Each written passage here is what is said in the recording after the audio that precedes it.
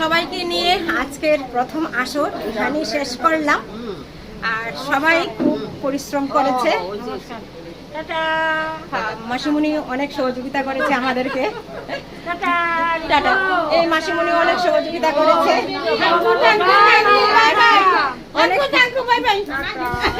আর বেবিদির কথা তো বলে লাভ নেই, বেবিদি অনেক অনেক আমাদের মানে খুব হেল্পফুল।